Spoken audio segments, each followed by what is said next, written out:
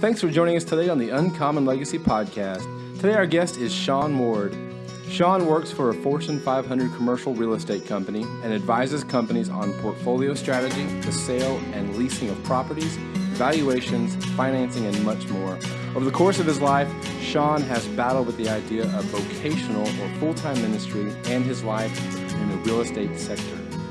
Through that time, he has seen his mindset shift from those two worlds having separate places in his life to becoming one in everything that he does. Sean has a unique approach toward business and ministry as a way of life. We know you're going to enjoy our episode with Sean Ward. Well, Sean, thank you so much for being with us today. Absolutely. Excited, guys. Thank you. Well, Sean, here at Uncommon Legacy, we love to look at the journey that people are on, kind of how their life has taken them down certain paths to get to where they are today. With your life and your background in real estate, a lot of success you've had. We'd like for you to start kind of in your own words and just go back to before all that, maybe when you were a lot younger, and just tell us what it was like growing up and maybe when you first came to your faith in Jesus Christ. Can you tell us a little bit about that and how that your life kind of started down this path? Yeah, absolutely. I grew up in what I would call a Christian household, and my folks attended a church. We grew up non-denominational Christian church. The whole family went, and my parents were very involved. And later in life, after I actually moved out of the house, my dad was a pastor, but they were not in full-time ministry when I was growing up, but I was definitely around it. So they were home group leaders, and it was just we were very involved. But it didn't really take for me. I was a typical kid just growing up, and I went to public school, and all my friends there, not many of them were Christian. I grew up in New York, and I live in California now, but in New York, it just wasn't as common to find Christian folks in the public school setting. So I wasn't really what I would call a Jesus follower. In high school, I did have an encounter with God, probably my first one when I was in junior high at like a teen retreat that was through the church. And I would say that God encountered me in a way that was new and maybe a first-time encounter for me.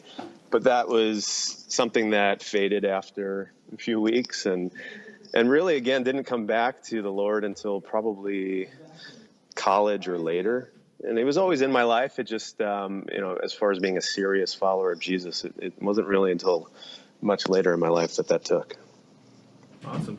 Well, Sean, what kind of led you? Was it something that you learned in college or experienced in college, or maybe thereafter that led you into the industry that you're in real estate?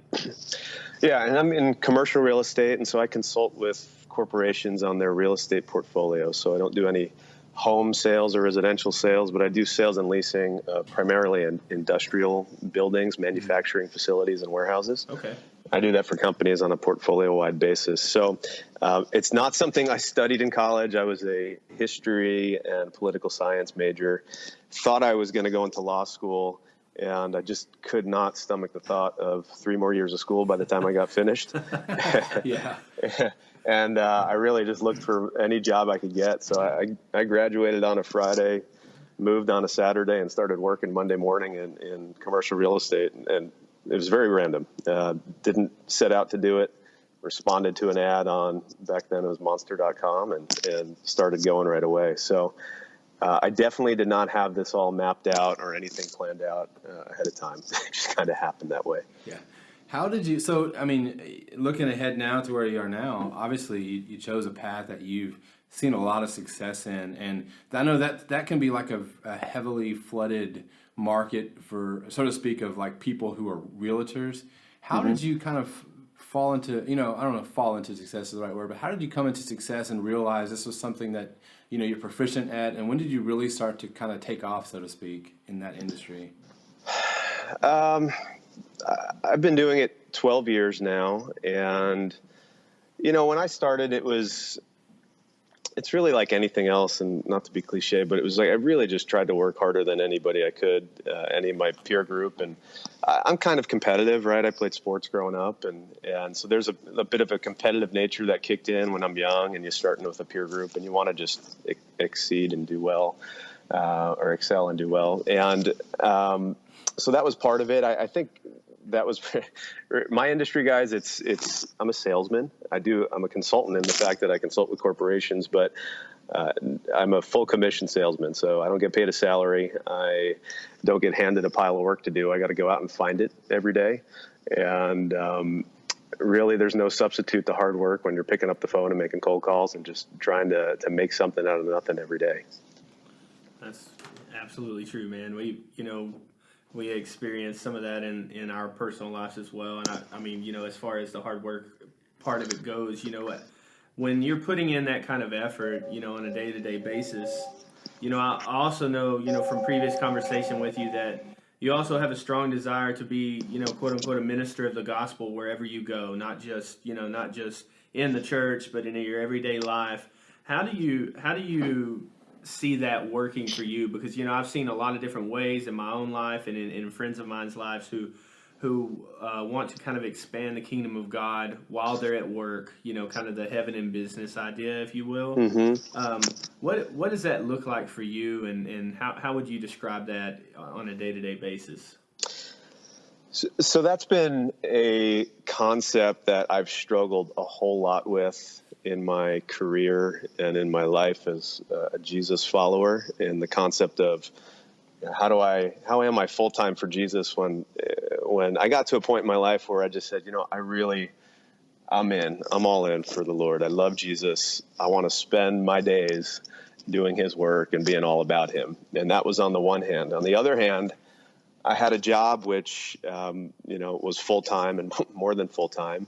And now at this point in my life, I had a family. I had a wife and a house and a kid and some more on the way. So, I had to reconcile, like, okay, what does it mean to follow Jesus with all my heart in everything I do? And the tension of, but I still have to make cold calls, which, to be very honest with you, there was a time where sales as a vocation and cold calling as a thing that I did in my daily work world, it seemed slimy in a way. And it just seemed like, man, Lord, is this what you want me to be spending my time doing? And it didn't feel like I was doing anything that would have eternal results or eternal perspective in the efforts that I was putting in. So there's definitely a tension there. I can't say I'm fully through it, but my view on it definitely has evolved.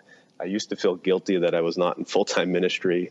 Now I believe 100% that I am in full-time ministry, and I thank the Lord all the time that I did not become a pastor and that I'm where I'm at today, because I think for me it was the best thing. Yeah, Sean, I've been in that same place as far as sales. I did a lot of sales right out of college and did all that. And I remember thinking the same thing, like I just don't feel like this is what Jesus would be doing every day. Yep. He's doing sales. But I do remember had to kind of face that in my own self, like, okay, but maybe this is what I'm called to do right now in this season of my life. And if so, what does that look like if Jesus is doing that in a season? Because he went through seasons too. But totally. So I know exactly what you're talking about. I can totally relate to you on that. Go ahead. And with that, so I have a tendency, I like to think, right? I probably have the tendency to overanalyze things. And I think it's really easy to step back and say, oh, maybe I should be doing something else. And maybe my emotions are saying I don't feel good about spending 10 hours a day doing real estate deals. But somebody told me one time that you need to grow where you're planted. And that's where God has had me. And by just trying to stay where I'm planted and grow where I'm planted it's been good advice. And I keep going back to thinking, man, I'm so glad I didn't make a career change based on a guilt or something else I was feeling at the time.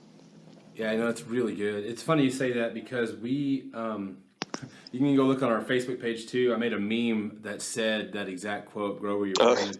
One of our very first guests ever, he said the same thing. He's a friend of ours. He's a pastor right now at a church in Willis, but kind of had the same thing about people, especially when you're young. You're kind of always looking for that next thing and the next. You get worn out, I guess, really easy where you're at, and people don't take the time to kind of grow and plant and get the root system really deep to where you kind of grow out of that frustration and kind of settle in and flourish, so to speak. Yep. And bear fruit where you are. And so it's amazing that you said that. Jeremy and I just looked at each other with big eyes like, oh my God. so it's cool that you say that. Yep. Yeah. You know, Sean, in some of a conversation that I've had with you, and just general conversation, you've mentioned it's kind of a philosophy that you like to keep concerning, earning money. And since we're talking about, how ministry and the kingdom of God all can relate back to our life in the business world, and just that we don't live kind of a dual citizenship, if you will. Mm-hmm. That we're not dual citizens, we're citizens of the kingdom, and that kind of takes root in every part of our life. So one of the things that I either read that you wrote or I heard you say, one or the other, you said that earning money is fundraising. Yeah. Where does that, for you, where does that philosophy come from, and what does that really mean for you? That's a new one for me. I heard that from Bob Goff, the author. He wrote Love Does. Yeah, so I read that book a few months back, and there's all these different markers that as you walk with Jesus that you have along your life, and I guess the day where you stop realizing you've had those markers is you maybe want to reevaluate if you're being stagnant or not. But being a Christian is following Jesus, and it's following Jesus on a journey. Ultimately, it's a journey to become like him. And I've had a lot of those markers along the road, especially in the last couple of years. And so there's a part of it that's exciting because I continue to see these, new breakthroughs just in my relationship with the Lord. But when I read that book from Bob Goff called Love Does a couple months back, that was a definite breakthrough marker moment for me. Bob is a wacky guy. He's just got this zest for life and this attitude of where he gets an idea about something and he's going to go do it. And one of his taglines is love God, love people, do stuff. And it's that doing stuff part where I think in my own life, I'd never really activated that part of my own life of just like, if I get an idea, I'm going to say, hey, that's from the Lord, and I'm going to go do it. And I don't know, I'm just going to do it. It might be strange. It might be a seemingly insignificant act. It may be an act of encouragement to somebody or giving money to somebody or doing an event or something, but I'm just going to do it. So Bob, by background, is an attorney, from what I understand, and he always has said, and I picked up on this quote, that for him, his law practice is like fundraising because it fuels his ministry of really just following Jesus in every area of his life. And, you get to the point where you start looking at money and there's been a lot of good books and resources I've read along the way, but you got to take that position where I don't own it. It's not mine. It was given to me to be in my use, and I want to use everything that God's given me for his glory and for his kingdom. And so when I get money, and again, I'm in full commission business. When I get some deals that come in and we have an influx of cash, it's, praise God. What do you want to do with it, Lord? And, it's an exciting place to be.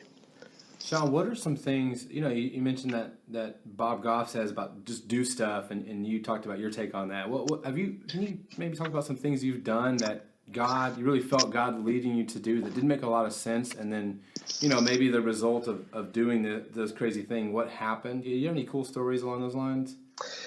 Yeah, and so I think I know you had my good buddy Brock Shinen on the podcast a few weeks back.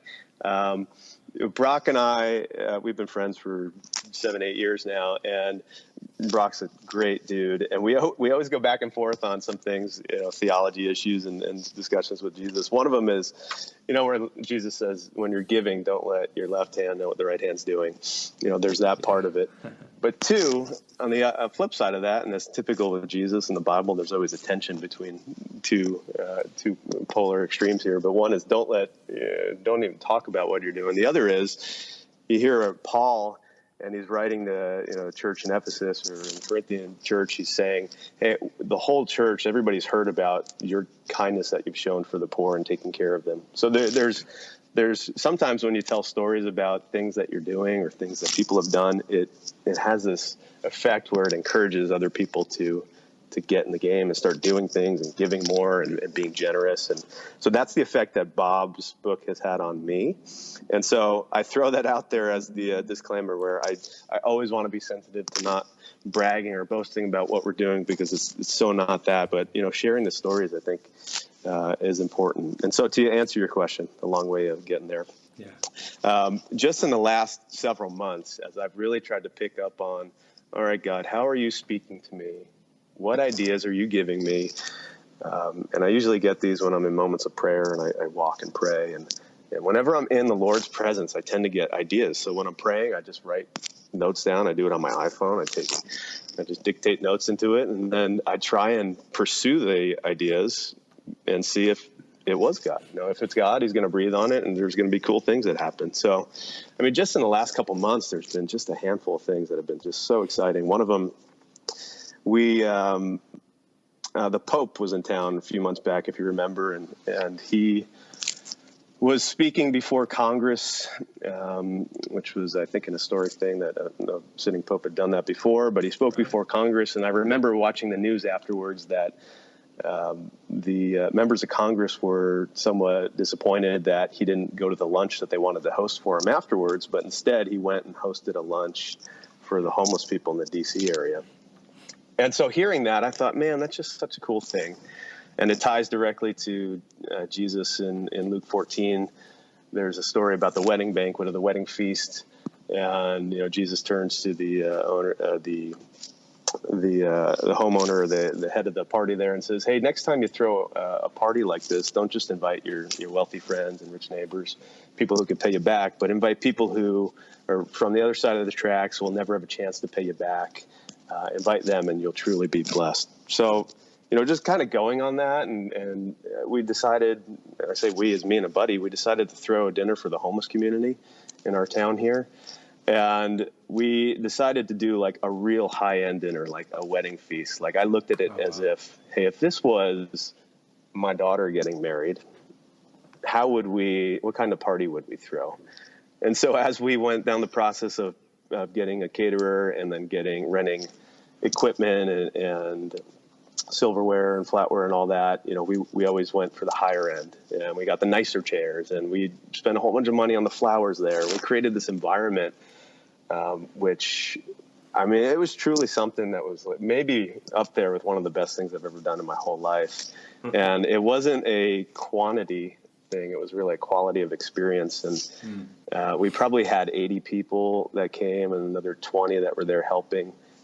With very specific instructions of, hey, we're not doing this to get something. We're not doing this so they can hear a message.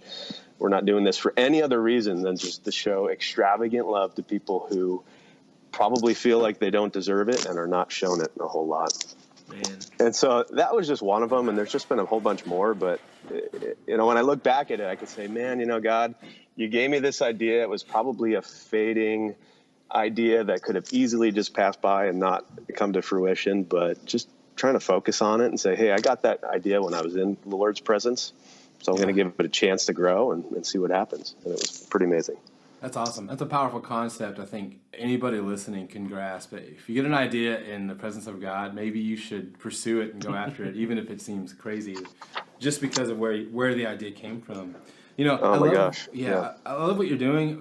The fact that you're choosing somebody who could not pay you back, like somebody who's homeless, and doing something extravagant and focusing on the quality. It speaks so much about the value you're kind of showing toward them. Most of those people, like if you were to give them like $20 on the street, that's a huge blessing. But to do something like that, where you went through all the effort, and you're not going to get a thing in return, speaks so much to the value that you kind of reinstilling back into those people. This question I have, we ask this to like a lot of our guests, and we get various answers, but most of them, they're kingdom people, and they're kind of along the same lines. And we'll ask you, when you talk about success, you've had a ton of success in the real estate industry and what you're doing there, and also in, I guess you'd call it success, like in a ministry standpoint. What does success mean to you? How would you define success? Where I'm trending and where I really want to go, and I think would be like the ultimate, is to where I would be so close to Jesus that I can really clearly hear him at all times. Mm-hmm. And with that, everything I do would be successful at that point, right? I mean, Jesus' life, he only did what he saw the Father doing. And, it was an amazing, amazing thing that came out of that. So I think, success, it could look like anything.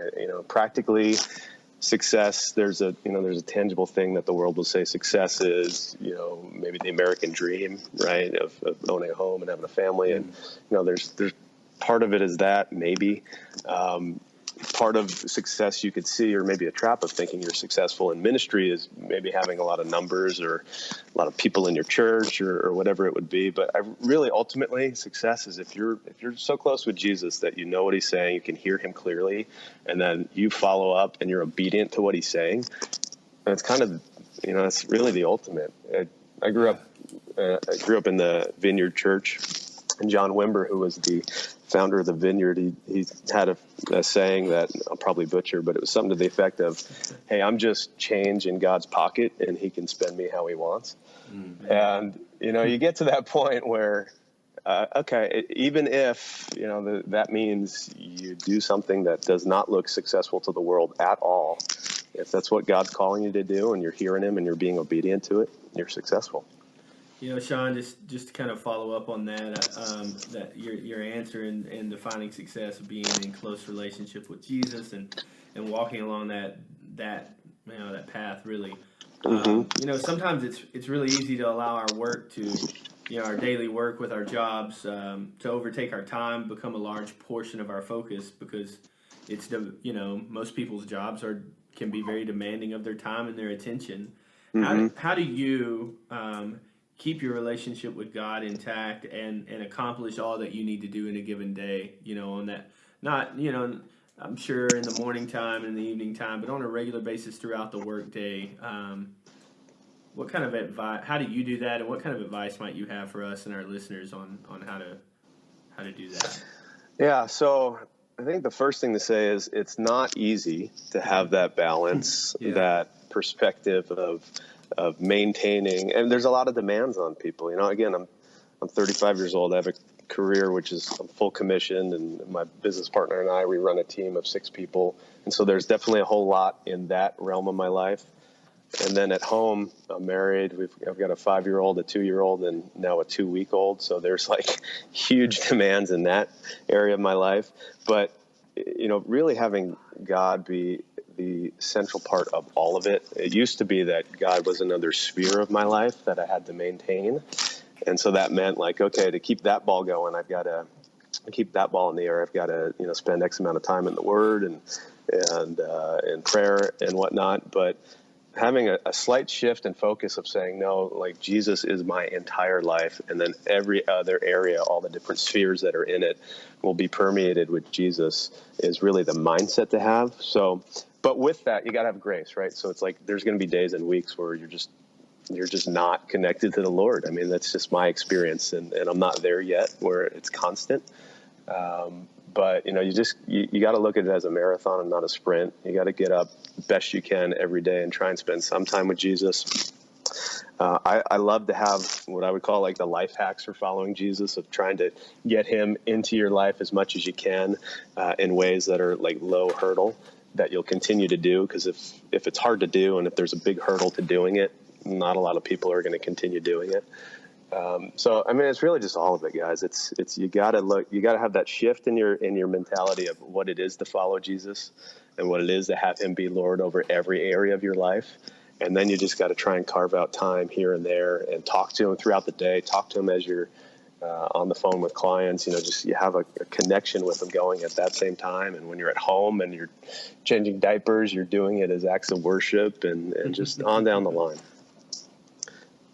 Yeah, that's really good, Sean. I like that approach. It's not a specific, here's the 3 steps or so to follow, but that kind of, I think it's more of a mindset thing than it is a list, It is, and I definitely have the list. The list is what are the things that I can do that, again, are low hurdle that I can continue to do, just practical things. Yeah. Because there is something to the effect of, hey, whatever I spend most of my time doing and most of my attention towards, that's the person I'm going to become. So you have to be aware of that.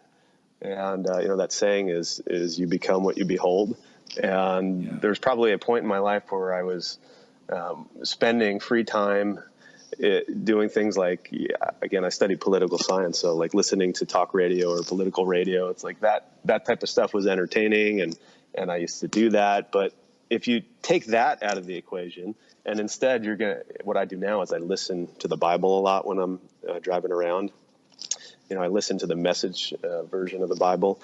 And so I have that kind of going through my head instead of just in the background. I've got political talk radio. And it's amazing that when you step back after 6 months or a year of doing that, and you realize, man, my perspective on life, politics, God, theology, and how you live this life has really changed. And man, I was probably being influenced by some sources that were not necessarily bad, but just not necessarily Jesus. Mm-hmm. And so there's a lot of things that you can do to help behold Jesus and keep him in the forefront of your mind.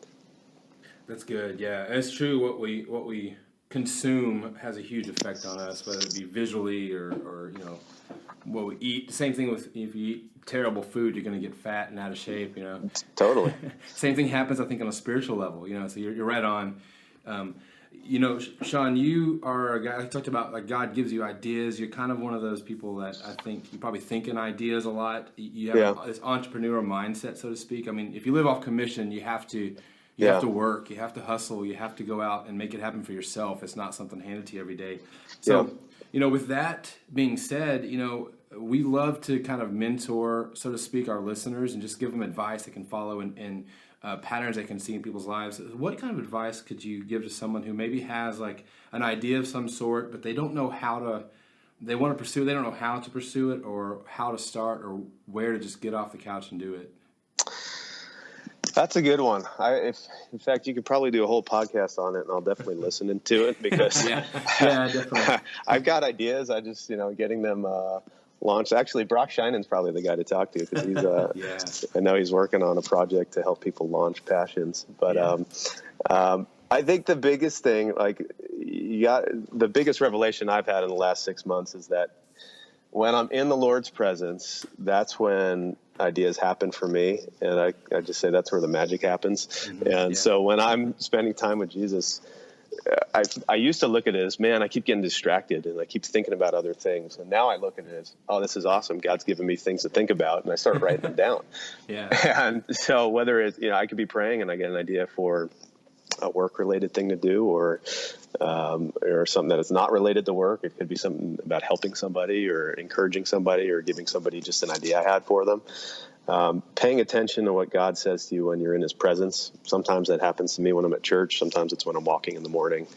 But paying attention there. And then as far as getting ideas started, I don't know. Right now, one of the most exciting things in my life besides my family, which is growing and new, and that's all a lot of fun right now. But one of the most exciting things is okay, God's given me these ideas. How can I push the ball forward? And so doing that, one idea, it's totally not formulated even a little bit right now, but it taps into some of my passions that I've had for my whole life. But it's an idea about creating an app that would help ultimately fight hunger and poverty in the world. And there's a whole story to it and a way to do that. But I had this idea when I was walking and praying with the Lord, and then it just seems like such a big task of, okay, how can you get from that idea to something that's practical and actually going? And the only thing I could say is the way I've done it so far is I've just been talking to confiding in some good friends about it and setting up meetings. And as I go along the way and take one step, God gives me an idea for the next step. And so as I talk to a friend about this idea, God gave me the idea to call this other person that I wasn't thinking about. And so I talked to that person, and then it turns out they've got connections in the infographics and design world and they have an idea for it too. And you just kind of start pulling on the thread and you start seeing it unraveling right before you, which is that's a pretty neat thing. Yeah, that's pretty awesome you say that. I've experienced something, things like that very similar. I know Jeremy and Colton too, that sometimes all we have is this seed of an idea. I think God is waiting for us to just kind of do the first step, and then we kind of get more info. But I think that's how a lot of ideas work, and that's why a lot of people kind of feel stuck because they're kind of afraid to take that first step without seeing the full product, so to speak. That's a quick story. So I was sitting in church on a Sunday morning a couple months ago, and there was a guest speaker at church. And as he started, a minute into his talk, he said, I couldn't even tell you right now what he was talking about, but I heard God say to me, "You're going to do this one day," meaning you're going to speak. And I took it as like, okay, you're just going to be speaking. I didn't think he meant like speaking in front of churches or whatnot, but I just it was an idea that came in, and I have no desire to speak in front of people. It's, candidly, it's a scary thing. I think it is for most people. Yeah. But right when I got that idea, I knew that on my calendar, penciled in, very lightly penciled in, was a meeting for Toastmasters that met the next day. Yeah. And I did it 10 years ago just to help for business, and I was thinking of doing it again to help with my with my career. And I had it on the calendar. I had no intention of going. And when God put that idea in my head of I'm going to be speaking, I thought I should go to Toastmasters the next day. And so I pulled out my iPhone, I opened the calendar, and I hit accept for the meeting. And I didn't want to go, but the next day I went, right, as an act of obedience. Okay, God, if this is you, I'm just going to do this. So I went, and it wasn't 2 weeks later that I had a friend from an old church call me out of the blue and say, hey, and this guy, he once a month he speaks. He does a church service at a senior center in the area here. He called me up and said, "Hey, I'd like to know if you could give the message next month." And it's like, I've never given a message in my life. I'm not a public speaker.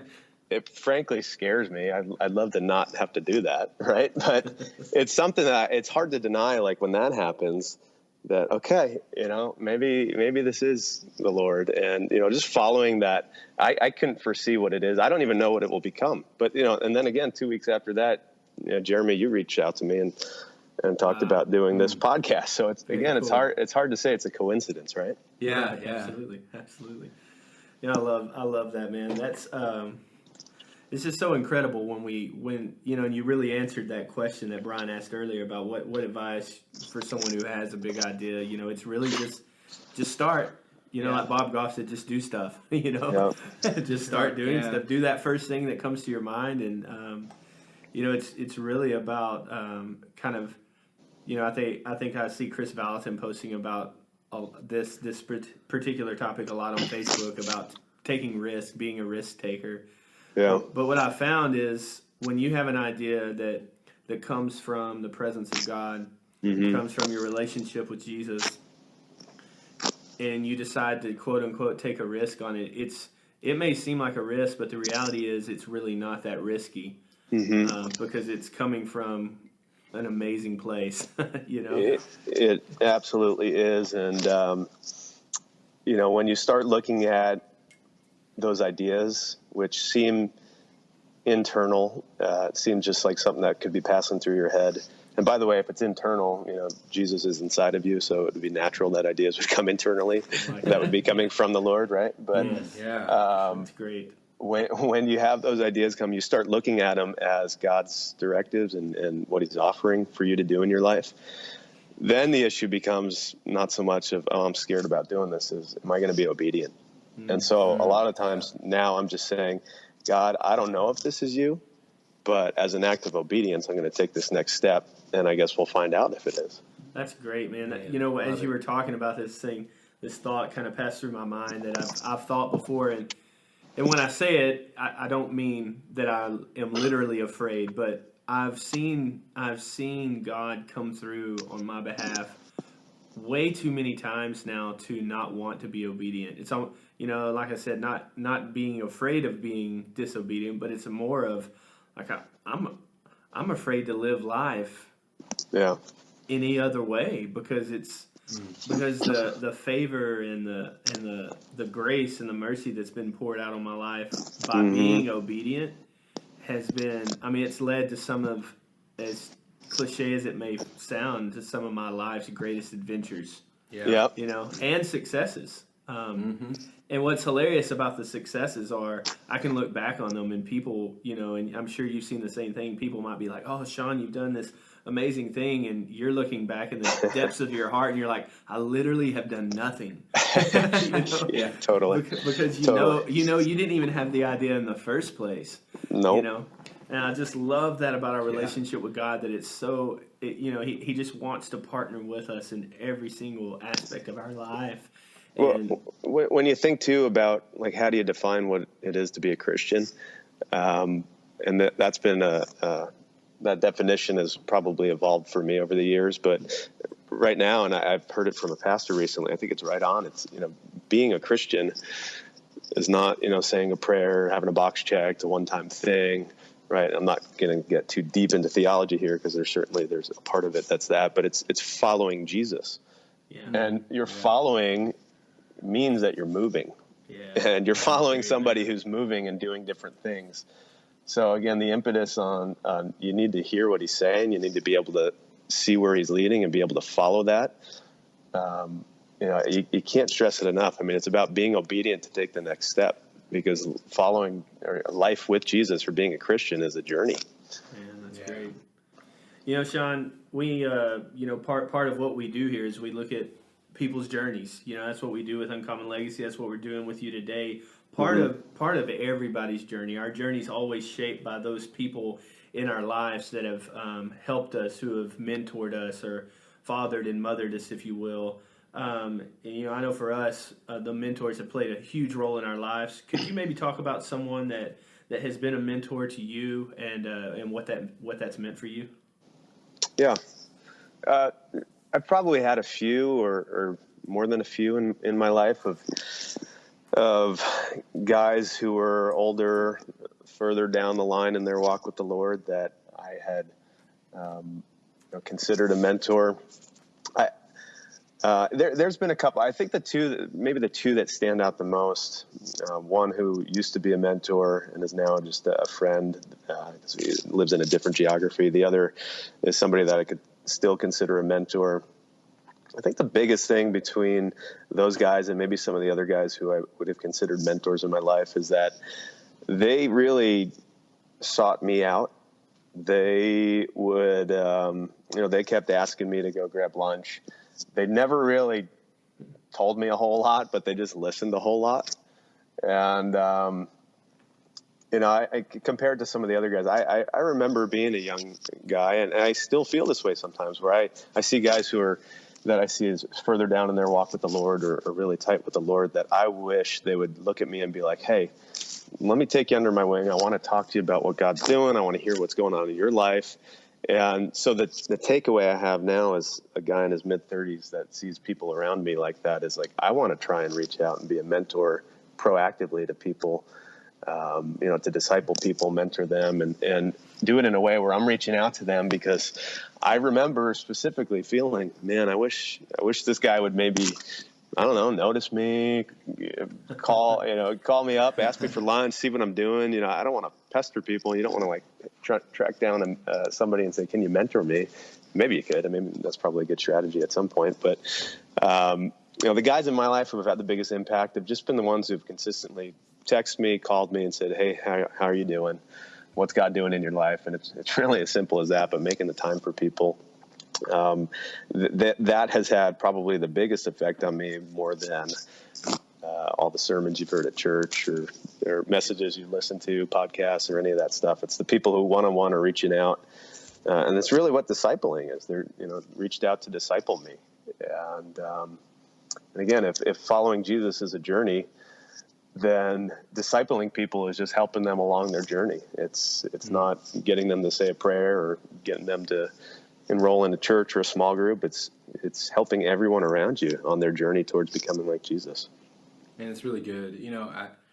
I pretty recently, I wrote an article for our blog about how to be a great mentor, because I had a guy in my life that mentored me through a season that has made a huge impact on my life. But I remember thinking back, and I couldn't remember, the three most powerful things he's ever said to me, or even the one. This guy was like a pastor, so he would speak from a pulpit, and I can't remember any sermons he spoke, really, but I remember the time he spent with me. I remember feeling important when I was around him, and that is what I think ultimately had the biggest impact on my life. And it's such a simple, you don't have to be the smartest guy on earth. You just have to love people, and you have to make sure they know that you love them, Well, that's just it.